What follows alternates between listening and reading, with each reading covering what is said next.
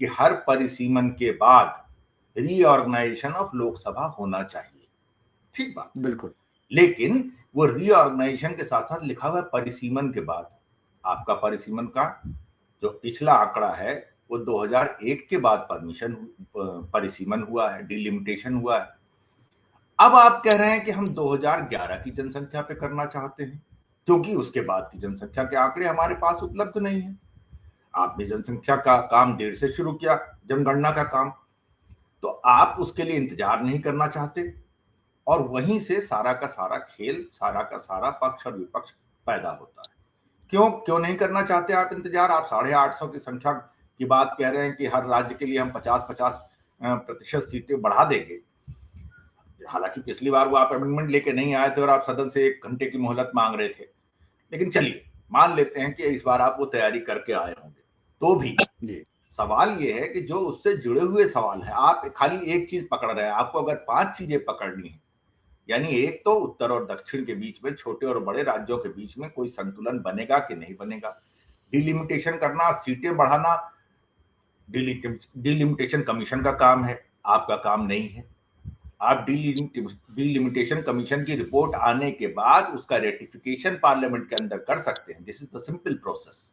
लेकिन अगर आप चाहें कि नहीं साहब पहले हम बढ़ा देते हैं और उसके बाद डिलिमिटेशन कमीशन उसको रीऑर्गेनाइज करता रहेगा, that is not the correct scenario. अगली बात ये कि जो आबादी के हिसाब से देश का असंतुलन बहुत बड़े पैमाने पर हो चुका है, इसमें कोई दो राय नहीं है। तो अब क्या 70 साल आजादी के बीत गए हैं, आपके पास एक आंकड़ा आ जाए, अगर आप वाकई में इंडियन पॉलिटिक को बढ़िया बनाना चाहते हैं कि संसद का जो सही फंक्शन है उसको रिफ्लेक्ट करे, तब तो कायदे से आपको एक नया स्टेट रीऑर्गेनाइजेशन कमीशन बनाना चाहिए, जिससे कि राज्यों की आबादी में एक अनुपात स्थापित किया जा सके। लेकिन वो आप करेंगे नहीं। भाषाई आधार पर जिस तरीके से राज्य बने थे, राइट, अब ऐसा वक्त बदल गया है, अच्छा खासा वक्त बीत गया है, डेमोग्राफी इस देश की बहुत बदल चुकी है। तो लिहाजा अगर आप सही चिंतन के साथ, सही सोच के साथ करें, तब तो आपको वो भी साथ साथ करना चाहिए।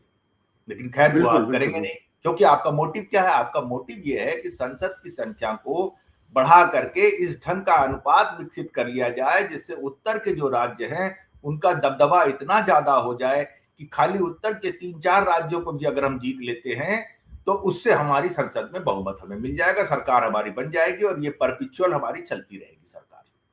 बिल्कुल बिल्कुल मोटिव है, इसमें आप कुछ लोगों की उपेक्षा करना चाहते हैं, कुछ लोगों के हितों की अनदेखी करना चाहते हैं।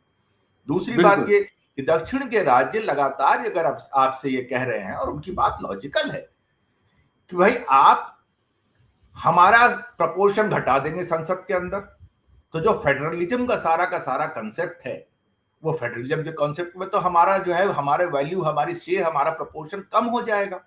कब कम हो जाएगा? हमारी क्या गलती है? हमने आपके सारे नेशनल गोल के लिए अच्छा परफॉर्म किया, आबादी की रोकथाम की, शिक्षा में अच्छा काम किया, स्वास्थ्य के सेक्टर में अच्छा काम किया, हमारा टैक्स कलेक्शन अच्छा है, हमारे इकोनॉमिक डेवलपमेंट ज्यादा हुआ है, हम राज्यों के बीच में भी बेहतर स्थिति में है। लिहाजा अब आप ऐसा कर देंगे कि इसके बाद हमें उधर से भी मार पड़ेगी, यानी कि जब हमें सेंट्रल फाइनेंस की जो रिडिस्ट्रीब्यूशन होता है फाइनेंस कमीशन के जरिए, जिसमें कि भाई आबादी एक बहुत बड़ा पैरामीटर होता है, तो नतीजा क्या हुआ कि भाई एक व्यक्ति दक्षिण के राज्य सेंट्रल के पूल में राजस्व का ज्यादा कंट्रीब्यूशन करे और उसको उनके मुकाबले बहुत कम मिले, चलो वो भी ठीक है। लेकिन उनका कहना यह है कि भाई आप हमसे ले रहे हो देश की एकता और अखंडता के नाम पे, कमजोर और गरीब की सहायता करने के नाम पे, लेकिन नतीजा तो आपके सामने के 70 साल में उनकी स्थिति और बद से बदतर हुई है, वहां सिस्टम और खराब हुए और हर चीज खराब हुई जी। मेरा ये मानना है कि 2024 में जब चुनाव हुए तो इनको क्या मैंडेट मिला था इस काम के लिए? क्या डिलिमिटेशन के नाम पे वोट मांगा था? क्या महिला आरक्षण के लिए वोट मांगा था? तो जनता ने तो इनको वोट इस काम के लिए दिए ही नहीं। तो जब जनता से ने इनको इस काम के लिए वोट दिया नहीं, तो ये काम करने को क्यों आमादा है?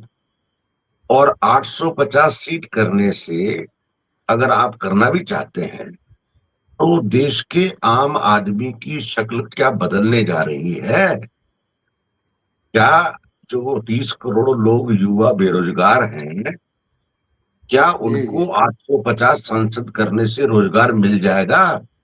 सवाल ये है। बिल- सवाल ये है कि जैन जी के आंदोलन के बाद से इस सरकार का इकबाल खत्म हो गया है।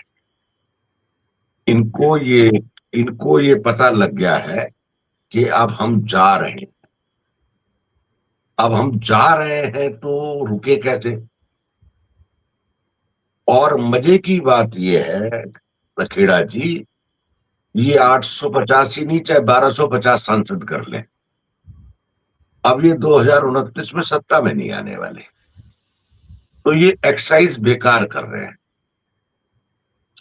आप समझ रहे हैं? बिल्कुल ये बिल्कुल बिल्कुल पॉलिटिकली सुसाइडल डिसीजन है भारतीय जनता पार्टी का भी और राष्ट्रीय स्वयंसेवक संघ का भी। राष्ट्रीय स्वयंसेवक संघ जो इनका पितृ संगठन है, उसको ये सोचना चाहिए कि इस विदाई समारोह के समय में सांसदों की संख्या बढ़ा करके सत्ता को रोका जाए, या आम आदमी के लिए जो 2.5 साल बचा है उसके उत्थान के लिए काम करके जन समर्थन जुटाया है। जी तो अगर 850 सांसदों का बढ़ाने से जन समर्थन मिलेगा तो ये शायद इस मुगालते में है, क्योंकि इनके विरोध की बयार पूरे देश में चल पड़ी है। उसका लक्षण ये है कि बीबीसी ने अभी एक प्रोग्राम किया, एक कावड़ के बच्चों से बात की, नौजवानों से, जिनको हाँ इन्होंने माल दाल दे करके भेजा। वो बच्चे बिल्कुल कह रहे हैं हम भोले के भक्त जरूर हैं पर मोदी को वोट नहीं देंगे, हमको नौकरी बिल्कुल चाहिए। ये बीबीसी की वीडियो कह रही, मैं नहीं कह रहा। जी नौजवान वोट देंगे नहीं देंगे हमको नहीं पता है। जी 2027 में यूपी, पंजाब, उत्तराखंड, मणिपुर, गोवा, एचपी, गुजरात की 940 असेंबलियों के चुनाव होने हैं। और 2028 में कर्नाटका, एमपी, राजस्थान, छत्तीसगढ़, तेलंगाना, त्रिपुरा, मेघालय, नागालैंड, मिजोरम की 1083 असेंबली के चुनाव होने हैं। हम्म, अब जिस तरह से काम चल पड़ा है, जैन जी के जो आंदोलन हो रहे हैं, ये लोग भूल रहे हैं कि 2012 में मदन दास देवी, सुरेश जी भैया, सुरेश सोनी, अरुण जेटली, जिन लोगों के साथ मिलकर के सत्ता में आए थे, अब वही लोग तो आपको सत्ता से विदा करने के लिए लगे हुए हैं। तो फिर आप 850 सीट क्यों बढ़ा रहे हो? पहले उन्हीं को मिला लो तो सत्ता से शायद जाने से रुक जाओ। और वो तो रुकने का काम बिल्कुल नहीं है, क्योंकि जी आप राजनीति में क्या होता है, अंतर्राष्ट्रीय राजनीति में जिस खेमे में आप राजनीति करते हो उसी खेमे में रहो। बिल्कुल अगर आपने खेमा पलटा तो दूसरे वाला आपको माफ नहीं करता। बिल्कुल तो दूसरे वाले के यहाँ तो माफी का खाना है नहीं। अच्छा, आप इस दुविधा में है कि चीन की कॉलोनी भारत बन चुका है, और चीन की कॉलोनी से निकाल करके इसको अमेरिका की कॉलोनी बना दे और इजराइल का वर्चस्व हो जाए। अब बताओ, दुकान अमेरिका की, वर्चस्व इजराइल का, ये कैसे चलेगा? माल किसी का, कमाल किसी का, ये तो नहीं हो सकता। बिल्कुल आप समझ रहे? बेसिकली तो हम इस समय चीन के गुलाम हैं, क्योंकि बाजार में जो भी सामान बिक रहा है भारत की दुकानों में, उसमें 70 से 80% से ज्यादा तो सामान जो है चीन का है चीन का है। दूसरा ये है कि शिक्षा का जो व्यापार है, जो $5 ट्रिलियन का हो जाएगा, 50 लाख करोड़ का हो जाएगा 2047 तक, उस पे आज जी अमेरिका का कब्जा करना चाहते हो। गूगल जो है सबसे बड़ा शिक्षा का ठेकेदार होने जा रहा है। यूपीआई की पेमेंट जो है 32 लाख करोड़ होती है, 32 लाख करोड़ में से 67 लाख करोड़ का ट्रांजैक्शन जो है वो गूगल पे के थ्रू होता है। अब आप उस पे परसेंटेज बनाना चाह रहे हो 0.02% से 0.04%, जो लगभग 17,000 करोड़ के करीब बैठता है। तो खजाने की चाबी भी उनको दे दोगे, बाजार की चाबी भी उनको दे दोगे और शिक्षा की चाबी भी उनको दे दोगे, तो इस देश की जनता क्या झुंझुना बेचेगी? तो आप 850 सांसद लाके क्या करोगे? जी। और 850 सांसद अभी भी 42 लाख करोड़ रुपया एक साल में खर्च करते हैं। 5 करोड़ रुपया कॉन्स्टिट्यूंसी को मिलता है, यानी कि 25 करोड़ वो और 42 लाख साल का आप लगा लो। तो इतनी बड़ी शंकर जी की बारात का क्या करोगे? और आज भी संसद में 850 सांसदों में से जो सांसद हैं वह भी 545 सांसद है ना। तो सांसद कितने एक्टिव होते हैं पार्लियामेंट में? 30।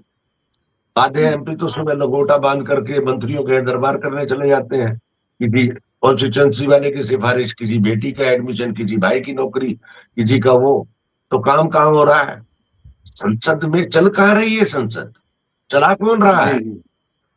कहाँ संसद का वजूद क्या छोड़ा इन्होंने? आपने पार्लियामेंट्री पार्टी खत्म कर दी, पब्लिक अकाउंट्स कमेटी खत्म कर दी, आप कोई सिफारिश मानने को तैयार नहीं है। तो आप 850 सांसद लाके करना क्या चाहते हो? सबको इस देश में शशि थरूर का इंडियन एक्सप्रेस का आर्टिकल पढ़ना चाहिए। शशि थरूर कहता है यह अधिनायकवाद की ओर बढ़ता हुआ मामला है। शशि थरूर कहता है क्या पूरी दुनिया में बड़ा जो है, जितनी भी बड़ी संसदें हैं वो सब अधिनायकवाद की उपज है, चाहे चाइना हो, चाहे साउथ कोरिया हो, चाहे बाकी हो। पूरी दुनिया में कहीं सांसदों की सीटें नहीं बढ़ी है, तो क्यों बढ़ाना चाहते हैं? ये आरएसएस का टैक्टिकल गलत डिसीजन है। आरएसएस को इन दो लोगों ने हाईजैक कर लिया है। सुरेश सोनी और दत्तात्रेय होसबोले को समझ नहीं है संसद की चीजों की, लेकिन क्योंकि सुरेश सोनी और दत्तात्रेय होसबोले को मोहन भागवत को ये दिखाना है कि हमारा वर्चस्व है, लेकिन चीजें बदल रही हैं संघ के अंदर।